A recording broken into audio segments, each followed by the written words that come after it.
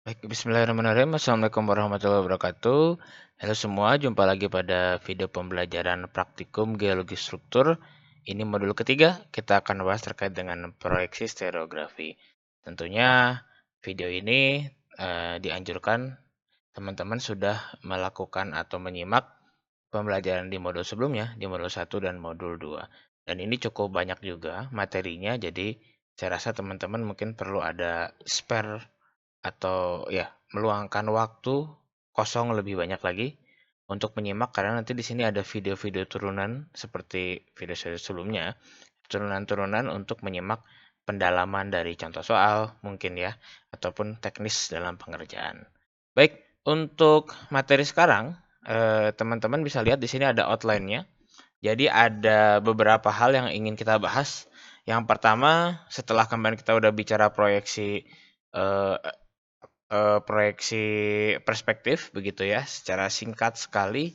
Lalu kita sudah banyak mengulas proyeksi ortografi. Kita akan sekarang beranjak ke prinsip stereografi begitu ya. Prinsip stereografi nanti di situ ada namanya Wolf net, ada Smith net begitu ya. Lalu bagaimana sih penggunaan stereografi ini untuk struktur bidang yang tentunya teman-teman sudah tahu jenis-jenis struktur bidang seperti sesar, kekar begitu ya, bidang perlapisan, slack deep seperti itu. Dan juga bagaimana penggunaannya untuk struktur garis yang nanti dinotasikan dengan trend, plang, pitch, reg begitu ya.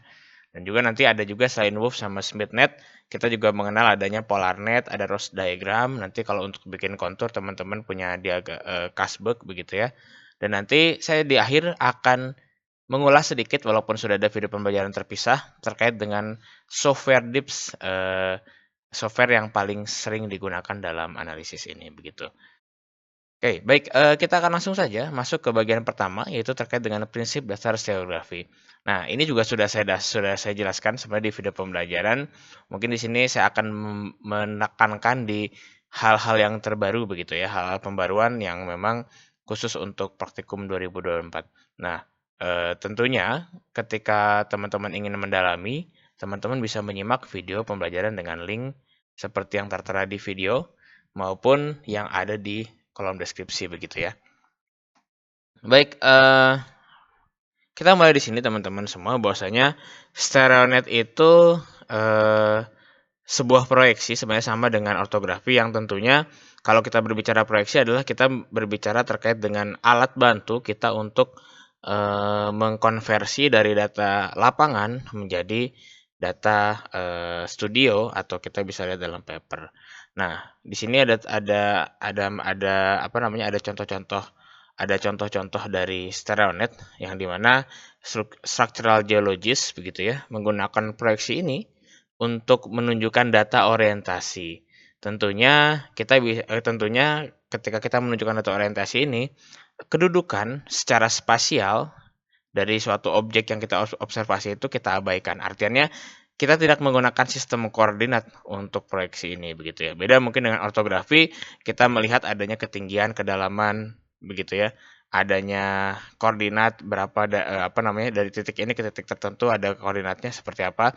Sedangkan stereografi itu kita bisa menggunakan ini dengan mengabaikan data-data spasial. Tentunya disinilah titik perbedaan utama antara kita melakukan proyeksi ortografi dan proyeksi stereografi, begitu ya.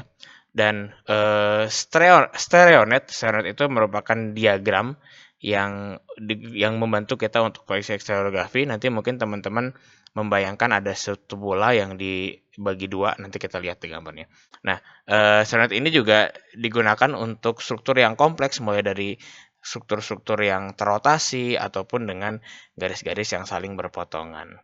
Nah, proyeksi permukaan bola digambarkan pada setiap titik pada lingkaran besar mulai titik puncak zenit seperti gambar atasnya. Dan hasil proyeksi pada bidang ekuator dinamakan stereogram gitu ya, atau proyeksi stereografi. Nah, stereogram itu ya tadi, itu adalah hasil proyeksinya dan mungkin juga kita sering sebilangnya sebagai stereonet seperti itu ya teman-teman.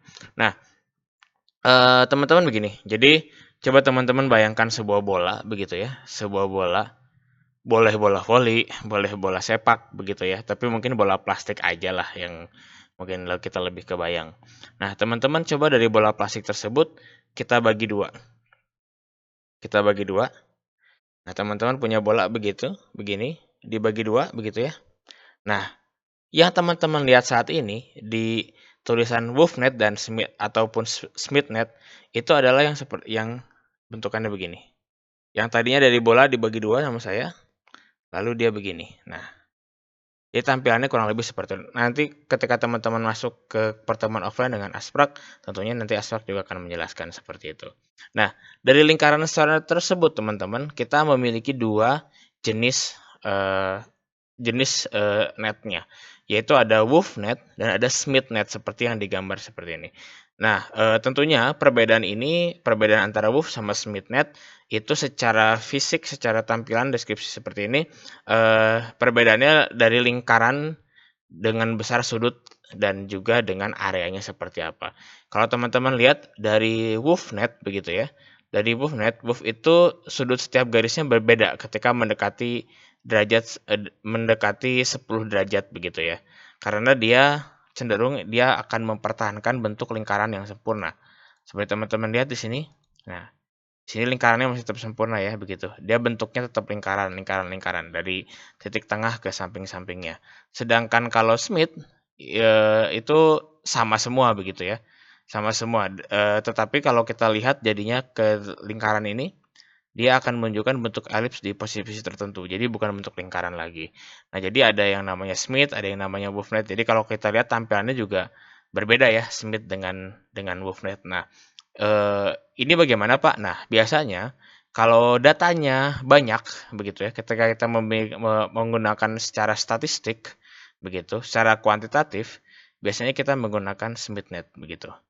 Sedangkan nanti ketika kita mau melihat kualitatif, biasanya dilakukan untuk analisis sesar, pergerakan sesar, dan sebagainya, kita menggunakan WolfNet nantinya. Nah, ini nanti mungkin kita bisa aplikasikan di teori yang ada begitu. Baik, kita masuk ke sini teman-teman. Nah, ini gambaran yang lebih mudahnya ya. Jadi, saya ingin coba menjelaskan, mudah-mudahan teman-teman bisa memahami. Jadi, anggaplah teman-teman punya sebuah bola, seperti ini. Lalu, bolanya kita bagi ke dalam dua bagian. Nah, ada yang bagian bawah dan ada yang bagian atas. Singkat cerita, yang bagian atas kita buang. Nah, ini namanya hemisfer. Dan karena kita menggunakan bagian bawah, maka kita menggunakan proyeksi lower hemisphere. Begitu. Oke, singkat cerita, kita ini setengah bolanya, bidang datar setengah bolanya begitu ya, rekan-rekan. Lalu kita bayangkan teman-teman semua punya bidang seperti ini yang warna oranye. Teman-teman punya bidang strike deep dengan arah seperti inilah kurang lebih. Set set gitu ya. Ini 3 dimensi ini. Set set begitu. Nah, bidang 3 dimensi begini. Nah, lalu kan sebenarnya kita anggap lingkaran itu terus dia punya bidang begitu ya. Nah, bidang ini diproyeksikan kepada sudut zenit. Jadi ada yang namanya sudut zenit, sudut tengah. Di bagian tengah bola tadi, terus tarik ke atas begitu ya. Tarik ke atas, boleh ke atas sini, boleh lebih tinggi, boleh terserah. Nah, nanti dari setiap bagian dari bidang ini yang berpotongan dengan lingkaran bolanya tentunya ditarik terhadap sudut zenit. Singkat cerita dia akan membentuk begini. Nah, dari bidang-bidang ini dia akan membentuk suatu lengkungan begini yang nanti di mana ditarik ke zenitnya masing-masing. 1, 2, 3 dan sebagainya. Gitu ya. Dia terhubung dengan zenitnya tadi. Nah, inilah proyek dan kalau misalkan teman-teman bayangkan di garis-garis warna hijau ini, nah, nanti dia akan menemukan bidang datarnya di seperti ini. Nah, ini dia. Maka inilah yang disebut sebagai bidang stereografi, begitu ya. Ditunjukkan dengan garis. Nah, kalau titik ya seperti ini gitu. Nah, teman-teman mungkin ada jet lag, nanti bisa diulang-ulang atau dipelan-pelan lagi begitu ya. Nah, kita geser ke bagian kanan. Mungkin ini akan lebih mudah. Nah, di sini ada gambarnya lagi teman-teman. Nah, ini singkat cerita dia punya arah strike ke arah sini. Saya gambarkan ke arah sini arah strike-nya gitu ya. Dengan bidang beginilah kurang lebih. Nah, kurang lebih beginilah. Nah, ini yang kita sebut sebagai grid circle atau lingkaran bidangnya. Ya, lingkaran besar bidangnya. Nah, seperti ini. Nah, ya digambarkan begini. Jadi dia punya bidang seperti ini miring begini dan di sini tentunya sudut apa? Ini tentunya sudut apparent begitu ya. Ini sudut upper and deep, ini juga ini sudut deepnya ya, sudut deep aslinya. Dikatakan dengan sudut sudut deep aslinya. Di sini juga sudut upper and deepnya juga. Nah, teman-teman bisa lihat bagian sini. Nanti tergambarnya ketika dia gambar lingkaran, dia akan tentunya atau otomatis bergambarnya seperti ini. Nah, begitu. Pak, kalau bidangnya semakin datar, semakin dalam gitu ya. Semakin dalam kan berarti kalau dari gambar yang sebelah kiri pasti bentuknya begini. Nah, dia pasti lebih bawah gini kan lingkarannya gitu. Kalau semakin dalam maka dia akan memiliki garis semakin mendekati titik tengah begitu ya. Sedangkan kalau semakin dangkal dia akan mendekati titik luarnya begitu. Nah, kurang lebih seperti itu untuk gambarannya. Teman-teman bisa lihat ilustrasinya banyak sekali di YouTube ya, kartun-kartunnya ataupun ada aplikasi terkait dengan StereoNet, teman-teman bisa langsung browsing saja. Itu nanti dia bisa menampilkan gambaran 3 dimensinya. Oke, kita lihat. Nah, ini gambarnya tadi. Nah, ini bidangnya teman-teman. Lalu karena memang lingkaran, maka kita akan gambar garis lingkarannya. Setelah itu, kita bisa tarik zenitnya. Dan nanti ada gambarannya seperti, nah garis merah ini gambarannya. Nah, ketika kita geser, nah akan membentuk seperti ini. Tinggal kita lihat, ini kan biasanya arah utaranya di bagian sini. Maka coba teman-teman gunakan kaidah tangannya. Kalau misalkan punya strike ke arah sini, ya, maka strike-nya berapa? Dengan dip ke arah sini ya teman-teman ya. Dipnya kan ke arah kirinya berarti ya. Ke arah kirinya. Berarti kalau north ke sini berarti dipnya ke arah barat. Berarti kurang lebih kan dia memiliki nilai strike dip seperti ini.